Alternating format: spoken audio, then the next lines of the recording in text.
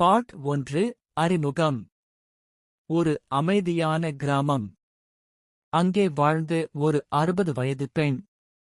அவள் வாழ்க்கை எளிமையானது. ஆனால் ஒரு நாள் காலை அந்த கிராமம் முழுவதும் அதிர்ச்சியில் மூழ்கியது. ஏனெனில் அந்த பெண் தனது வீட்டில் உயிரிழந்த நிலையில் கண்டுபிடிக்கப்பட்டார். இது சாதாரண மரணமா, அல்லது ஒரு திட்டமிட்ட கொலையா? இந்த கேஸின் உண்மை தெரிந்தபோது போலீசுக்கே அதிர்ச்சி. இது 60 வயது பெண்ணின் துயரமான கிரைம் ஸ்டோரி. பார்ட் 2 பெண்ணின் வாழ்க்கை. அந்த பெண்ணின் பெயர் மீனாட்சி. அவர் ஒரு சிறிய கிராமத்தில் தனியாக வாழ்ந்து வந்தார். அவருடைய கணவர் சில வருடங்களுக்கு முன்பு இறந்துவிட்டார். ஒரே மகன் நகரத்தில் வேலை பார்த்துக் கொண்டிருந்தான். மீனாட்சி அம்மா மிகவும் நல்ல மனம் கொண்டவர்.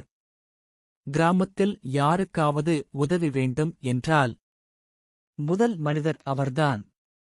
அதனால் கிராம மக்கள் அவரை மிகவும் மதித்தனர். ஆனால் அவருக்கு ஒரு பெரிய பிரச்சனை இருந்தது. அது சொத்து பிரச்சனை. பார்ட் 3 சொத்து சண்டை. மீனாட்சிக்கு ஒரு சிறிய நிலம் இருந்தது. அந்த நிலத்தை வாங்க பலர் முயற்சி செய்தனர். ஆனால் அவர் விற்க மறுத்தார். அந்த நிலத்தில்தான் அவருடைய கணவரின் நினைவுகள் இருந்தது.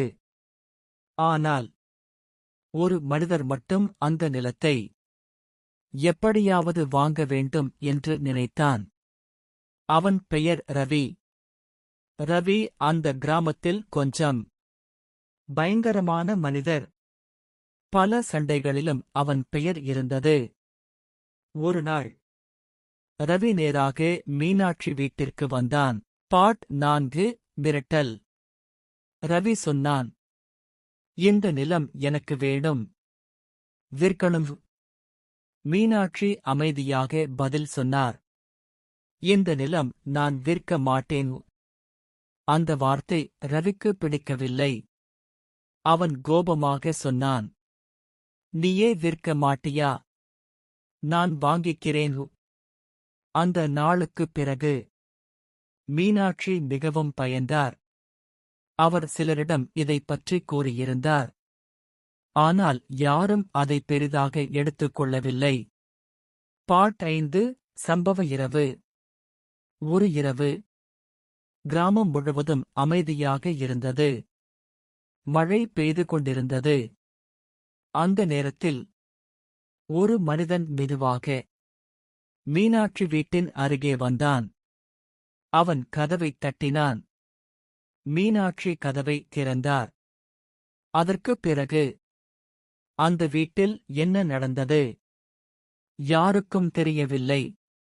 ஆனால் அடுத்த நாள் காலை மீனாட்சி உயிரிழந்த நிலையில் வீட்டுக்குள் கிடந்தார். பார்ட் 6 போலீஸ் விசாரணை.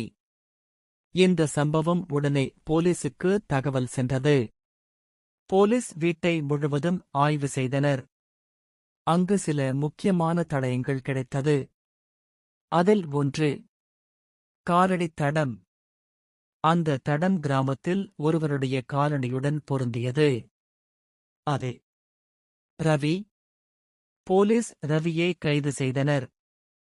முதலில் அவன் மறுத்தான். ஆனால் தொடர்ந்து விசாரித்தபோது அவன் உண்மையை ஒப்புக்கொண்டான். பார்ட் 7 உண்மை.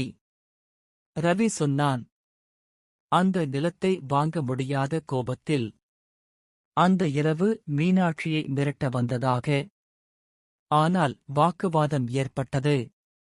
அதன்போது அவன் கோபத்தில் தள்ளியதில் மீனாட்சி கீழே விழுந்தார். அவர் உயிரிழந்தார். அதற்குப் பிறகு அவன் அங்கிருந்து ஓடிவிட்டான். முடிவு. ஒரு சிறிய சொத்து, ஒரு மனிதனின் பேராசை, ஒரு நல்ல மனிதரின் உயிரை எடுத்தது. மீனாட்சி அம்மாவின் மரணம் அந்த கிராமத்துக்கு ஒரு பெரிய பாடம். பேராசை ஒரு மனிதனை எவ்வளவு கொடூரமாக மாற்றும் என்பதை இந்த சம்பவம் காட்டுகிறது.